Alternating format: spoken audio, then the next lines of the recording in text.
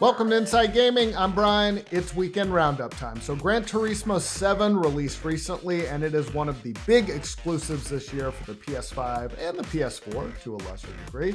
And so far, doing very good. It's got a very respectable 87 on Metacritic. Eurogamer called it sumptuous and arrestingly gorgeous. The Verge said it's the most fun they've had with the series since the PS1 release. So that's the critics side, very popular. But the players, they're really mad. They're really mad at Gran Turismo 7. And why? Well, in short, microtransactions in a full price game. Yes, the scummiest of practices back again. So let's dig into it. Players are review bombing the hell out of the game, which means that right alongside that nice shiny 87 from the critics, its user score on Metacritic was a minuscule 1.6 the last time I checked. Woo, ouch.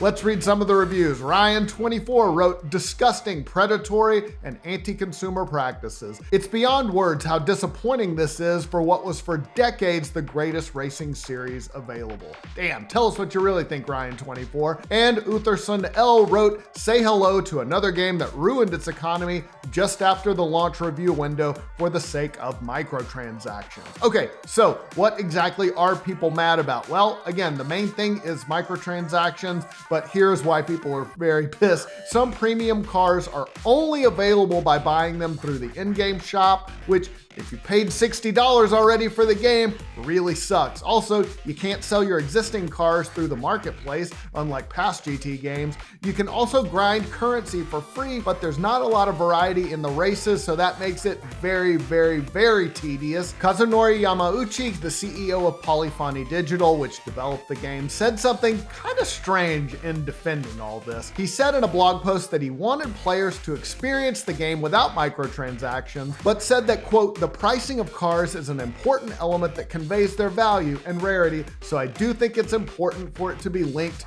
with the real world prices, which, what? If linking cars to real world prices was important, I would never be able to afford anything better than a Honda Accord, a used Honda Accord, a not gently used Honda Accord. We play these games to escape so we can drive cars that we can never afford in real life. Why would you want to link them to real world price?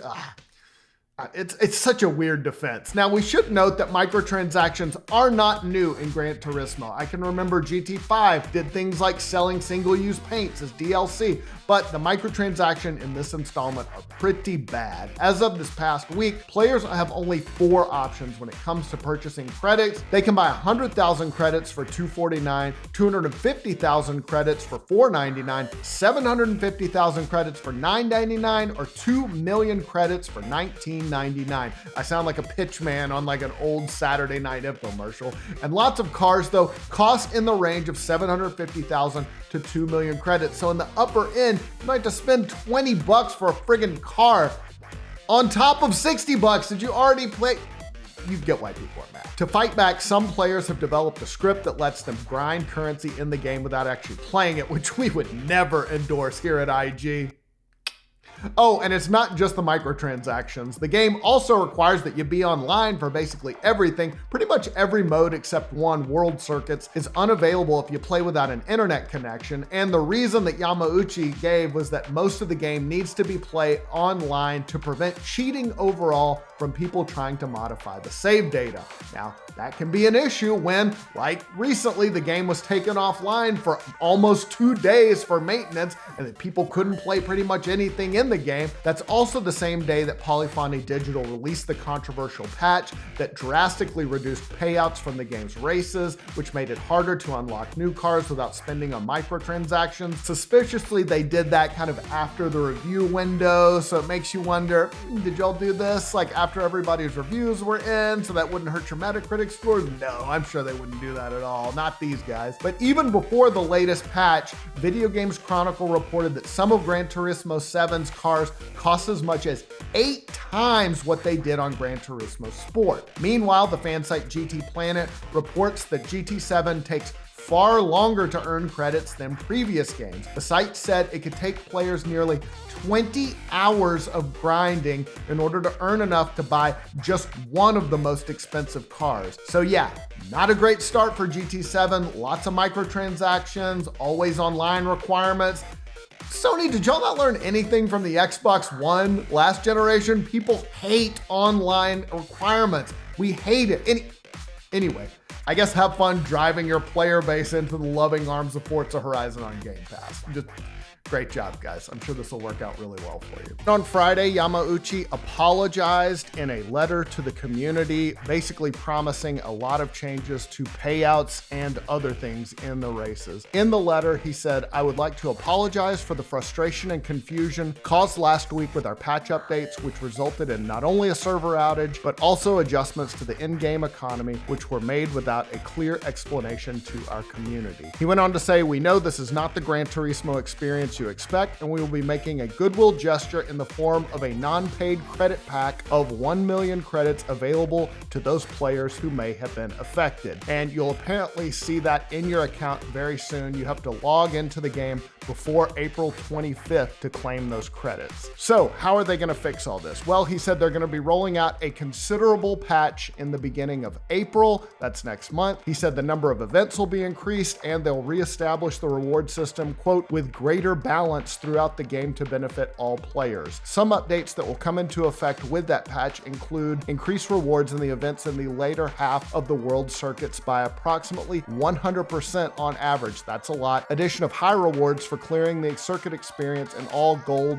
all bronze events. Increase of rewards in online races, including a total of 8 new 1-hour endurance race events to missions. Those will also have higher reward settings, increasing the upper limit of non-paid credits in player wallets from 20 million credits to 100 million credits, and increasing the quantity of used and legend cars on offer at any given time. He also said there'll be a few additional patches between now and the end of April that'll add new cars and course layouts and make some other fixes. He also said they're going to be working on some near-term updates further on out, including increasing the payout value of limited time rewards, further World Circuit event additions, addition of endurance races to missions, including 24-hour races, addition of online time trials, and awarding of rewards according to the player's difference with the top-ranked time, and make it so cars can be sold. So looks like they're addressing a lot of the issues that caused the outcry. So the good news here is that they're listening,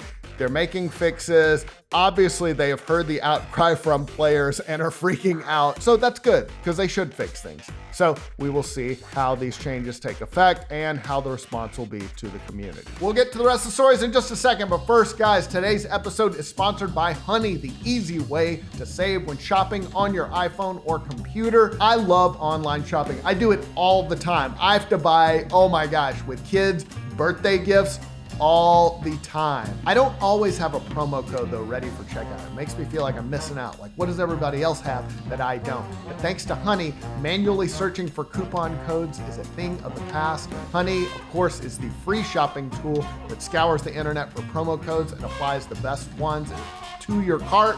Now, imagine you're shopping on one of your favorite sites. When you check out the Honey button, it just appears. All you gotta do is click apply coupons. That's it. Wait a few seconds. Honey's gonna search for coupons it can find on that site. If it finds a working one, you will watch the prices drop. Now, again, I've had to buy stuff. My kids are into like stuffed animals, so many board games. I was shopping for one the other day. Honey popped down. I saved like $5 on a board game that I didn't even know that this coupon existed. Honey found it for me, but it was easy. I just had to click a button. Honey found it. It did all the work for me. But guys, Honey doesn't just work on your desktop. It also works on your iPhone. Just activate it on Safari with your phone and saved on the go. If you don't already have Honey, you can be straight up missing out. And by getting it, you'll be doing yourself a solid and supporting this show. I would not recommend something to you guys that I don't use myself. Get honey for free at joinhoney.com/inside. That's joinhoney.com/inside. On to the rest of the stories. You might remember last year that former BioWare GM Casey Hudson started a new studio. Now we've got some new details about what they're working on. The new developer is called Humanoid Studios, and it's launched a website where it gives an intro to the team, kind of introduces everybody. They have some job openings. On the front page, there's a line that says, "Our current project is a multi-platform AAA game focusing on character-driven narrative in an all-new science fiction universe." That makes sense, but it's cool. The site also has some pieces of concept art, definitely a futuristic space vibe, along with some mountainscapes in the background. It looked really nice.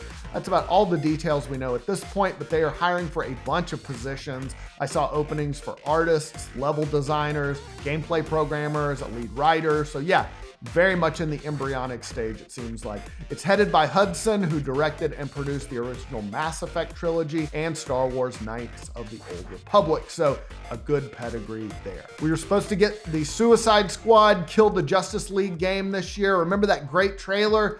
No longer happening, though. It's been pushed back. Rocksteady Games creative director Sefton Hill announced on Twitter it is being delayed. Hill wrote, "We've made the difficult decision to delay Suicide Squad Kill the Justice League to spring 2023. I know a delay is frustrating, but that time is going into making the best game we can. I look forward to bringing the chaos to Metropolis together. Thanks for your patience." Now, this comes after we've heard reports that the game was being pushed back.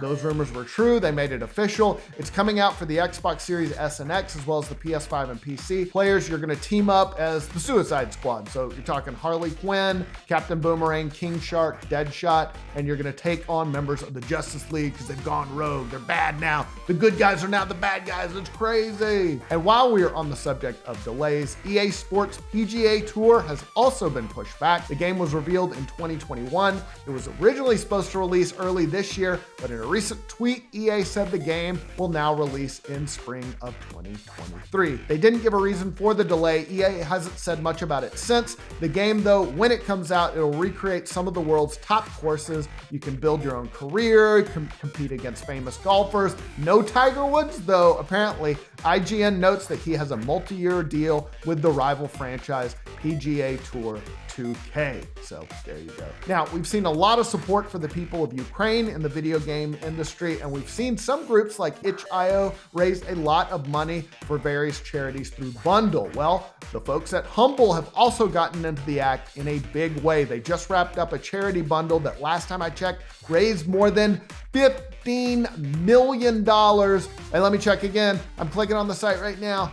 Whoa, it's like well over 16 million now for various Ukraine-oriented charities like Raise Them for Ukraine, International Rescue Committee, International Medical Corps, and Direct Relief. The bundle of more than 100 games included Metro Exodus, Sunset Overdrive, Max Payne 3, Back 4 Blood, the Spyro trilogy. Humble wrote that the violent and unlawful invasion in Ukraine is taking a tragic toll, displacing people, devastating families, and creating an urgent need for food, water, supplies, shelter, and safety. They said that 100% of the proceeds will go to the charities. Very cool. All right, time for a 5-second review.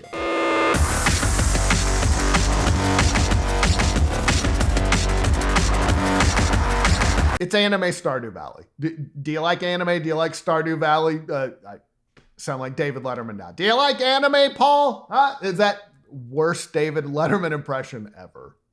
I'm sorry. All right, let's get to the games coming out next week. First up, Crusader Kings 3. Love, fight, scheme, and claim greatness. Determine your noble house's legacy in the sprawling grand strategy of Crusader Kings 3. Death is only the beginning as you guide your destiny's bloodline in the rich and larger-than-life simulation of the Middle Ages. Comes to PS5 and Xbox Series X March 29th. In Nightmare is a narrative-driven horror adventure game combining sneak action with diverse puzzles. It follows a young boy in search of the last hope of love. He's also working out his own salvation by navigating through his fear. Comes to PS4 March 29th. WRC 10, hailed by reviewers and professional drivers, the standard setting off-road racing simulation has been reinvented, reached the 2021 season podium, and to celebrate the 50th anniversary of the competition, relive the highlights at the wheel of legendary cars. Comes to the Switch in the US March 29th. Death Stranding Director's Cut. From the legendary game creator Hideo Kojima comes a genre genre-defying experience, now expanded in this definitive director's cut. As Sam Bridges, your mission is to deliver hope to humanity by connecting the last survivors of a decimated America.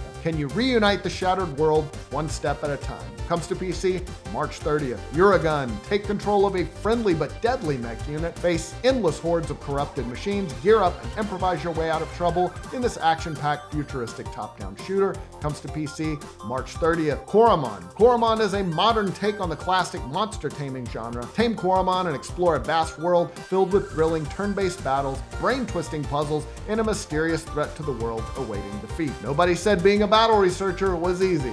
It comes to PC and Switch March 31st. VixBox is a wholesome sci-fi adventure game. Play as Vix, an unlucky space mechanic who crash lands on a mysterious planet where tools are forbidden. That's weird. Accompanied by her trusty toolbox 10, Vix travels across the planet Caramel, discovering hidden stashes left by pirates, repairing friendly household appliances, and sampling tasty local delicacies. Yum. Comes to PC March 31st. Pirates of Gravitae is an action roguelike game with fast-paced aerial combat. The player commands a gravity-defying pirate ship and her eclectic crew in a bid to stop a malignant global trade empire, the dynamic India company, with ambitions of which threaten the existence of Earth itself. Comes to PC March 31st. And last but not least, Weird West. Discover a dark fantasy reimagining of the Wild West, where lawmen and gunslingers share the frontier with fantastical creatures. Journey through the story of a group of atypical heroes written into legend by the decisions you make in an unforgiving land. Each journey is unique and tailored to the actions taken, a series of high-stakes adventures where everything counts and the world reacts to the choices you make. It comes to PC, PS4, and Xbox One March 31st. That's all the news I got for you this week, guys. I hope you're having a great weekend. We will see you soon.